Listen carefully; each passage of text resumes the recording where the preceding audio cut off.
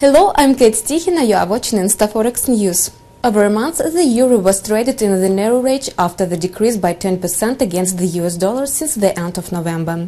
Such dynamics of the euro forced investors to think of the fact whether the common European currency achieved its fair price. The major factor which pushes down the euro is the problems with the sovereign debt of some Eurozone countries, which undergo hardships in the fiscal area. However, the estimated value of the common European currency against the dollar may allow investors to judge if the drop in the rate of the euro was excessive or the further weakening is possible. Taking into account such factors as the relative indexes of the GDP, current account, production and net foreign assets, the euro should be traded by 10% below of the current level. At the end of November, the euro-dollar pair achieved the 15-month high of 1.51 and then started to decrease. During the New York trading on Thursday, it was quoted at 1.36. After the reduction by 10%, the pair will be traded near the level of 1.23.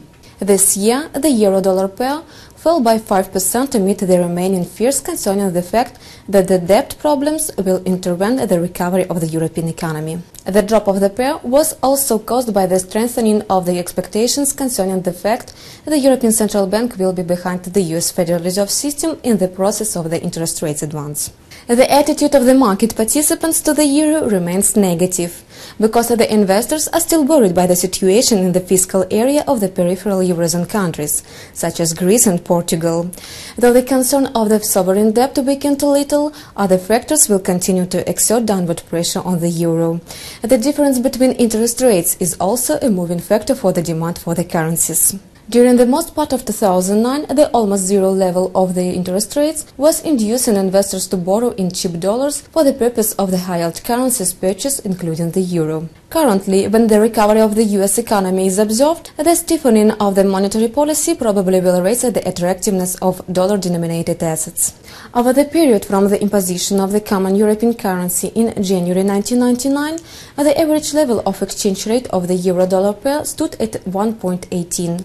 However, the long-term historical exchange rate is only one of indicators which the investors can refer to in order to determine if the currency is expensive, or in other words, if it is traded above its fair price. The purchasing power parity is another indicator which represents the cost comparison of the goods basket in different countries, and also the relative cost of the import and export.